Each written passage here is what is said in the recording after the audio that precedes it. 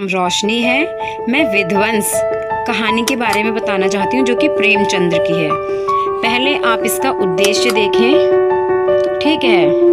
उद्देश्य देखने के बाद मैं आपको इसकी प्रस्तावना भी दिखा देती हूँ। ये इसकी प्रस्तावना है।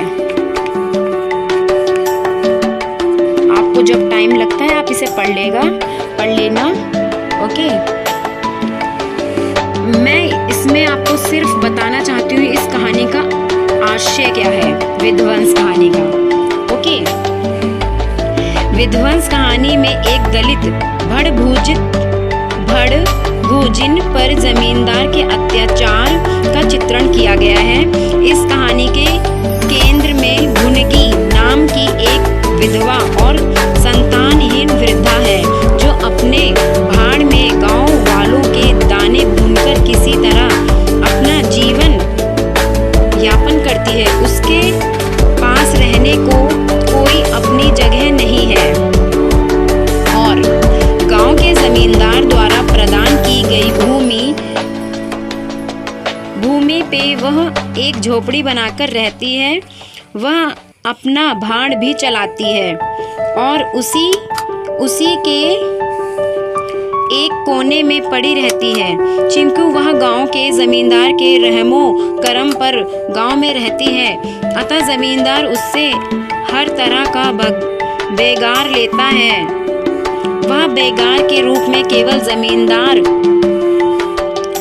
पंडित उदय भानु पांडे के दाने ही नहीं भूनती बल्कि उसके घर का पानी भी भरती है। लाजमी है कि इसके एवज में उसे कुछ भी प्राप्त नहीं होता, बल्कि जब भी उसे जमींदार की बेगार करनी पड़ती उसे उस दिन भूखे ही रहना पड़ता है।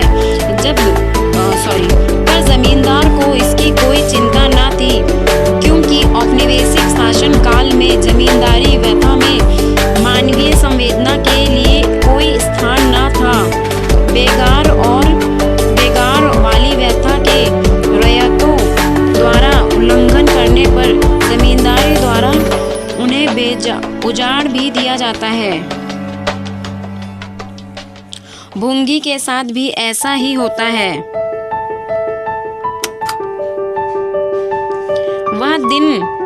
वह एक दिन गांव वालों के दाने भूनने में व्यस्त रहती है। तभी जमींदार के यहाँ से दो बड़े बड़े टोकरे अनाज से भरे आ जाते हैं। उसे हुक्म होता है कि वह उन्हें तत्काल भून दे। भुंगी सारा काम छोड़कर जमींदार के काम में लग जाती है, फिर भी दिए गए समय पर वह काम पूरा नहीं कर पाती है। जल्दबाजी में काम करने के कारण वह अनाज भी खराब हो जाता है। जमींदार साहब का चपरासी जब भुने हुए अनाज को लेने आता है तब अनाज की स्थिति को देखकर वह भुंगी को बहुत खरी खोटी सुनाता है। उसी रात जमींदार के आदेश से भुंगी की भाड़ खोद दी जाती है। उसका एकमात्र जीने का सहारा उसे छीन लिया जाता है। बहुत सारी भिन्नताओं के बाद भी जमींदार का कलेजा नहीं पसीजता। अंत में बुढ़िया यह निर्णय करती है वह फिर से अपने भाड़ का निर्माण करेगी, अपने भूख की ज्वाला को शांत करेगी।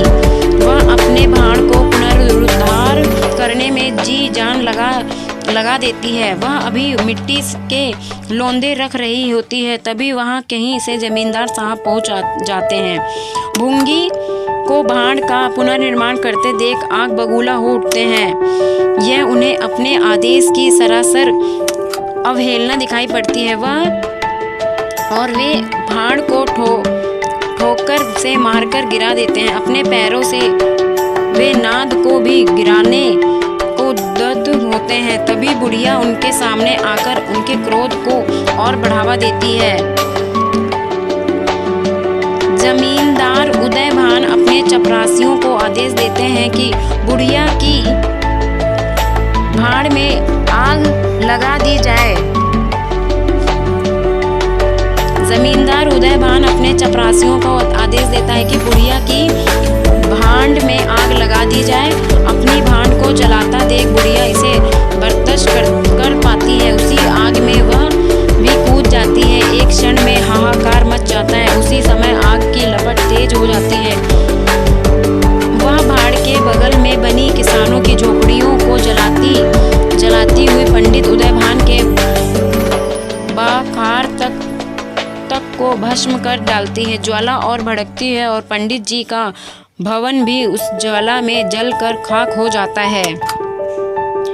प्रेमचंद्र ने अपनी इस कहानी के माध्यम से औपनिवेशिक शासन काल में जमींदारों के माध्यम से गरीब ग्रामीणों पर होने वाले अत्याचार का तल्ख चित्रण किया है। इन्होंने अपनी इस कहानी में यह भी दिखाया है कि इन बेजुबान ग्रामीणों पर होने वाले अत्याचार पर उस काल में कोई उनकी फरियाद सुनने वाला नहीं था। प्रेमचंद इस बात से भली भांति परिचित थे कि औपनिवेशिक शासन में इस दमन का कोई प्रतिकार नहीं था। लेखक के सामने इस दमन से निकलने का कोई रास्ता नजर नहीं आता तो वह पीड़ित को दंडित करने के लिए देवी शक्तियों का सहारा लेने से गुरेज नहीं करते हैं। इस कहानी में भी जमींदार के लोग जब भूजन की झोपड़ी और उसके द्वार नवनिर्मित भाड़ में आग लगा देता है तो वह आग ऐसी भड़कती है कि जमींदार के विशाल भवन तक को भी भस्म कर देती। प्रत्येक रूप में इस पाठ के इस रूप में भी लिया जा सकता है कि गरीबों पर किया गया अत्याचार उनके रोष को दिखाया गया है। ज्यादातर प्रेमचंद्र ने अपनी कहानियों में दयनीय स्थिति को दिखाया है। स्त्रियों के ऊपर जो अत्याचार शोषण होता है उसके बारे में प्रेमचंद्र ने ज्यादा गहराई से लिखा है। जो कि भुंगी एक स्त्री पात्र है, उन्होंने भुंगी के बारे में बताया है। ये मैं आपको दिखा रही हूँ, इसमें ये आपका कहानी शिल्प, इसका कहानी शिल्प दिखा रही हूँ, इसे आप ध्यान से देखें और आप इसे पढ़ लीजिएगा। ओके, आप मुझे कमेंट करके भी बता सकते हैं और आपका कुछ भी आपको क्वेश्चंस हो, कुछ भी आपको पूछना चाहते हैं तो आप मुझे बता सकते हैं।